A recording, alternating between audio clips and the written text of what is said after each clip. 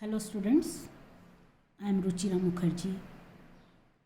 Today I am going to tell you about chapter 6 Structural Organization in Living Organisms. So students, in previous classes you have already seen that the body of living organism is made up of cells. This cell is the structural and functional unit of living body. When different cells, group of cells comes together and perform the same function, it is called tissue.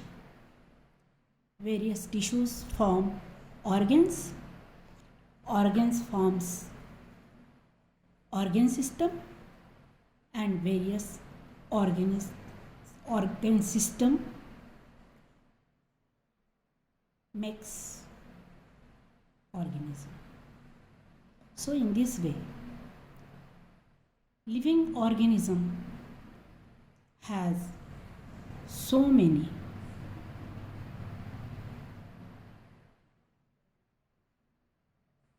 systems which perform various activities like nutrition, respiration, and digestion. So, and this all these processes are called metabolic activities or metabolic processes. The system of body performs all these functions. See your table 6.1. Respiratory system, it is made up of nose, trachea, lungs, and this respiratory system has the function of respiration. Digestive system is made up of mouth, esophagus, small intestine, large intestine, stomach, and the function of digestive system is digestion. In the same way, circulatory system is made up of heart, various veins and arteries, and circulatory system performs the function of blood circulation. Excretory system is made up of kidney, ureter, urinary, bladder, urethra. It performs the function of excretion, and reproductive system is made up of male reproductive organs and female reproductive organs, and the function of reproductive system is reproduction. In this way, each organ is a part of a particular organ system and performs its own separate function, such as nose, trachea, and lungs are the organs of respiratory system. The nose helps in inhalation and exhalation. Tract carries air into the lungs, and lungs help in exchange of oxygen and carbon dioxide. In this way, different organs perform different functions, but all these organs collectively carry out the respiratory function. In this way, the group of all the organs associated with particular system is called organ system. So students, अभी मैंने आपको बताया कि किस तरीके से various organs मिल करके particular organ system बनाते हैं. जैसे कि अभी बताया मैंने कि रेस्पिरेटरी सिस्टम जो है वो नोज़, ट्रकिया और लंग से मिल करके बनी है. नोज़ इनहेलेशन और एक्सलेशन का काम करती है. इसोफेगस जो है वो लंग्स तक के ट्रकिया जो है वो लंग्स तक के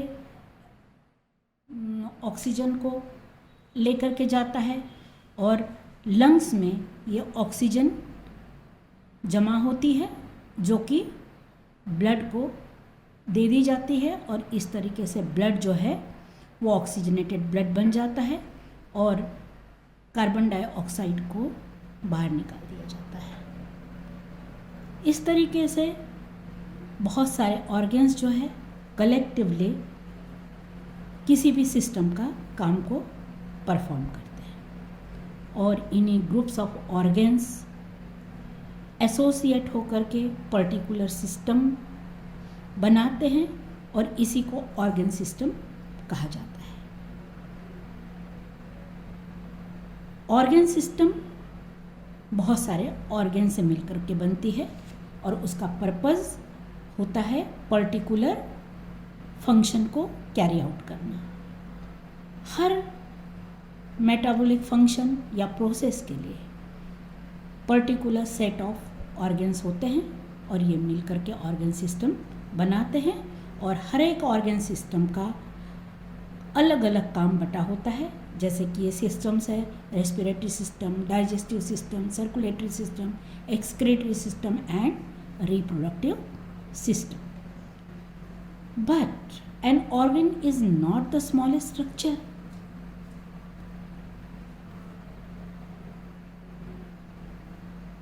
You have already learned that body of every animals and plants is made up of very small cells.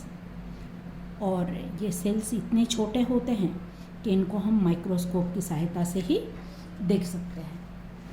Students, this is microscope. This is microscope. इस माइक्रोस्कोप्स के वेरियस पार्ट्स होते हैं जैसे कि आई पीस, जहाँ से हम माइक्रोस्कोप की ऑब्जेक्टिव माइक्रोस्कोप के या आई पीस से हम देखते हैं और ऑब्जेक्टिव लेंस से हमको ऑब्जेक्ट कई गुना बड़ा दिखाई देता है और ऑब्जेक्टिव लेंस के नीचे मिरर लगा होता है। इस मिरर को हम एडजस्ट करके लाइट के प्रोपोर्शन को ठीक करते हैं। So this is microscope. Now students, अगर हम माइक्रोस्कोप में ओनियन सेल्स की स्लाइड को देखें, इस आप एक्टिविटी 1 को रीड करिए। इसमें बताया गया है कि किस तरीके से ओनियन सेल की स्लाइड बनाई जाती है। So when you put the slide and see it in microscope, you will see the cells of onion peel. You will see the cells of onion peels. उसी तरीके से हमारे चिक्स के अंदर से एक पतली लेयर निकाल करके भी उसको माइक्रोस्कोप में जब हम देखेंगे तो हमें इस तरीके से टिश्यूज़ दिखाई देंगे। टिश्यू क्या है? Tissue is a group of cells. जैसे कि ये एक सेल है और ऐसे बहुत सारे सेल्स मिलकर के टिश्यू बनाते हैं। This is the picture of tissue of चिक सेल्स, चिक epithelial cells. So students, I have already told you that the group of cells that are similar in structure and function is called tissue. Tissue group of cells है। What is tissue?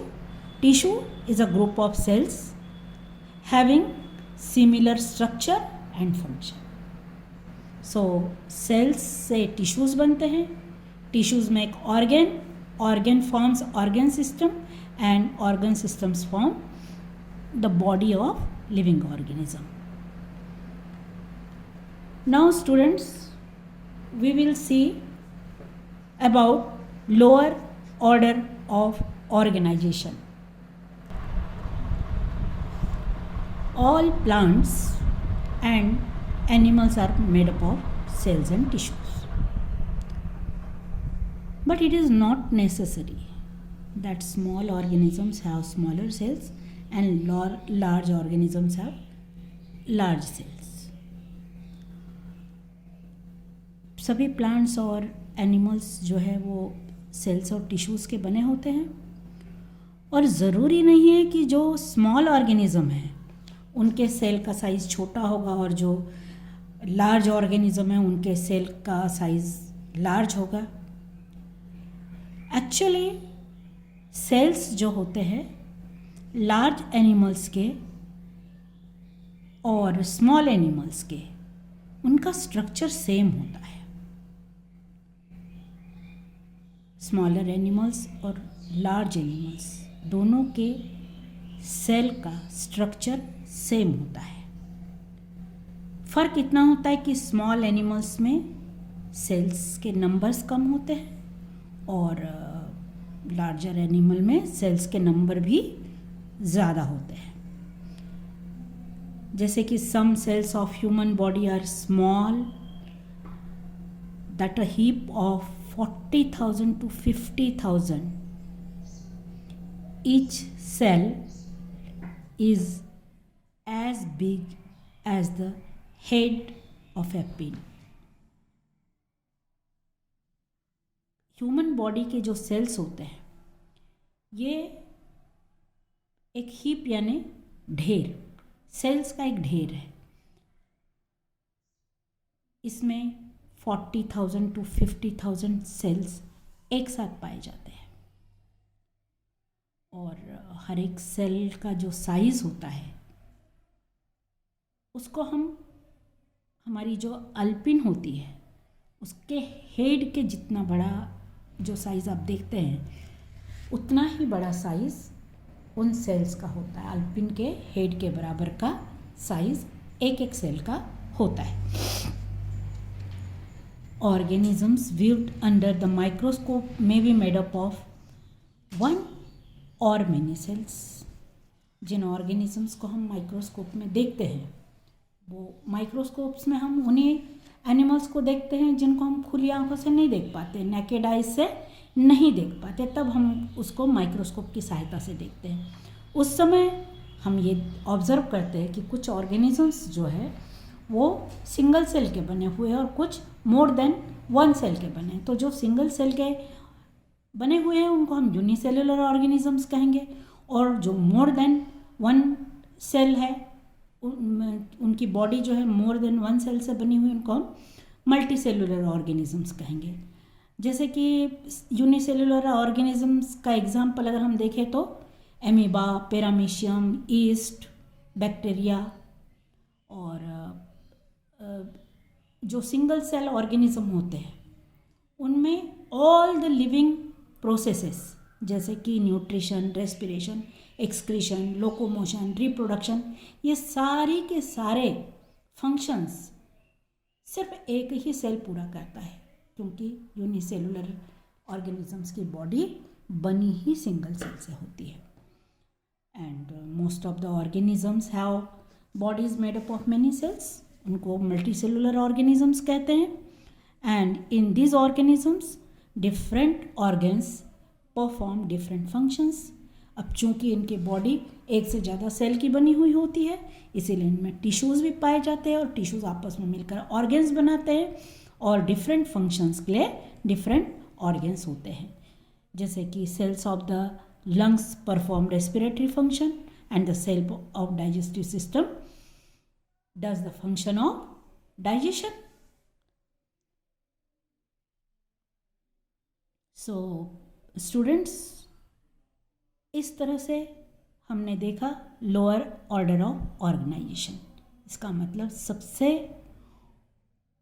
Lower जो है वो cell, उसके बाद tissue, tissue के बाद organ, organ के बाद organ system and then organism.